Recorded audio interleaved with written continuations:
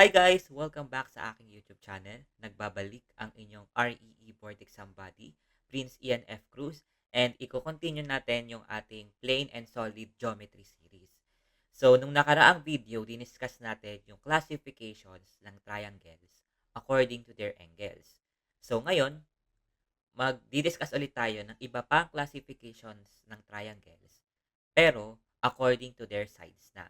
So, meron tayong iba't ibang tawag sa triangles pag nag-iiba yung kanyang ah, sides. So, pag nag-iiba yung mga relationship ng mga sides ng triangles.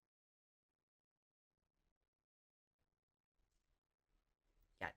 So, hindi lang natin nakaklassify ang triangles by their angles. Pwede rin nating i-classify or meron ding types ng triangles according to sides. Yan. So, sa sides naman. So, recall natin yung parts ng triangle. Meron tayong angles, meron tayong sides, tas meron tayong vertices or yung mga corners guys ng triangle. So, yan yung points na kung saan nagmi-meet yung dalawang side. So, halimbawa, itong side na to, saka itong side na yan, di ba nag-meet sila dito kay point B. So, yung mga corners na yan, ang tawag dyan ay vertices. Ayan. So, sa sides, nung nakaraan, 'di ba? Ang diniscuss natin is yung iba't ibang types ng triangle according to their angles. So ngayon naman, meron din tayong different types of triangle according to their sides. So, meron tayong tatlo. So, mag-start muna tayo sa tinatawag na equilateral triangle. So, 'di ba? Ang bumubuo sa mga triangle ay parang mga line segments. Yan. So, kung naalala nyo, nabanggit ko na ang line segment ay meron siyang mga length or haba. So, may haba yan. So, pwede mo yang sukatin. So, yung haba nun, ayun yung length ng side na yon. So, imaginein mo, yung tatlong line segment, pare-pareho sila ng haba or length. Tapos, pinagdugtong mo sila. Ito yung na-form mo na triangle. Ang tawag dyan ay equilateral triangle. Kasi, lahat ng sides ay equal. So, usually, ang ginagawa natin, ganyan ang markings natin, di ba? Kasi equal sila. So, puro one line lang lahat yan. Isang guhit. So, equal sila. So, ito yung interesting part. Kapag ka-equal ang sides, equal din yung mga opposite angles nila. Kasi kada side, halimbawa, itong side na yan, meron siyang opposite na angle, di ba? Pagka lahat ng sides ay equal, equal din lahat ng mga opposite angles nila.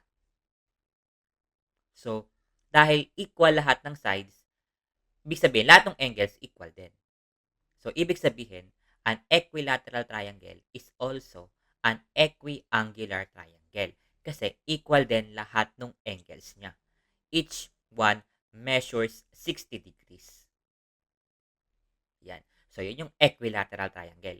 Equal lahat ng sides. So, bawasan natin ngayon. So, ang mangyari, two sides na lang yung equal, hindi na tatlo.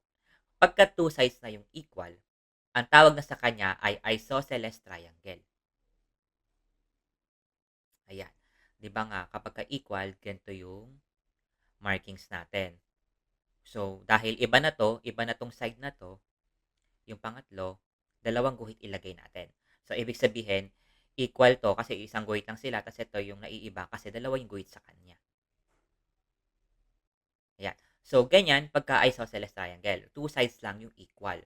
So, dito, sa isosceles triangle, di ba, meron tayong dalawang opposite sides. Meron tayong dalawang equal sides. So, may mga dalawang opposite angles yan. So, dahil dito kay isosceles triangle, dalawang side yung equal, ibig sabihin, dalawang angle lang din yung equal dito.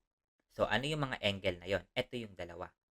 Tapos, yung itong opposite nito, which is this angle, naiiba siya. So, yan. So, punta naman tayo sa pangatlo.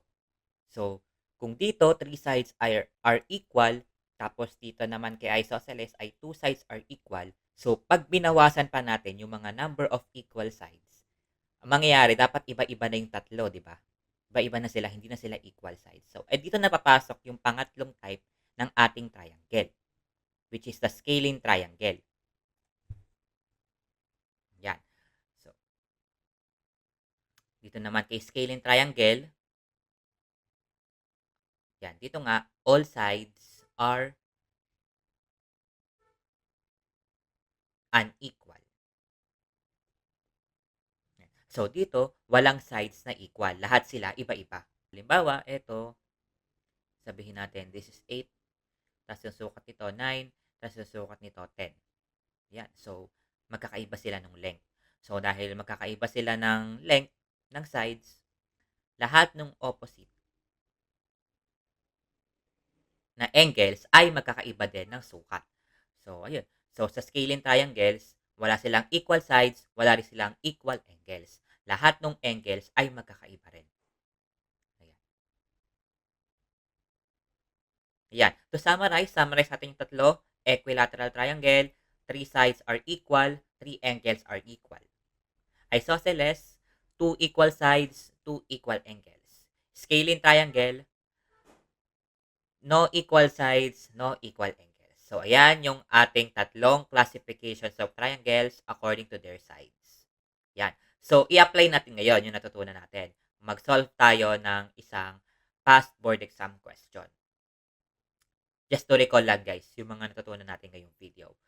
So, A blank. Triangle is a triangle having 3 sides, having 3 unequal sides. So, yung ginamit niya na term ay sides. So, meaning, dun tayo sa classification ng triangles according to their sides. Yan. So, meron tayong tatlo, equilateral, isosceles, and scalene triangles. So, alin dito sa mga definition na to, yung sinasabi na lahat daw ng sides ay unequal.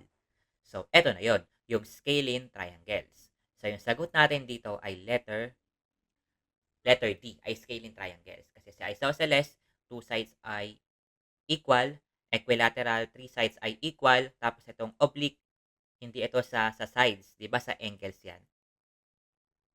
Yan, dito 'yan, kay oblique triangle, na kung saan walang angle na equal to 90 degrees. Ayan. So, yun lang guys. So, yun lang muna. Sana meron kayong natutunan. And don't forget to like and subscribe and mag-comment ng mga topics na gusto nyong i-discuss natin sa mga future videos. So, yun lang guys. See you on the next video.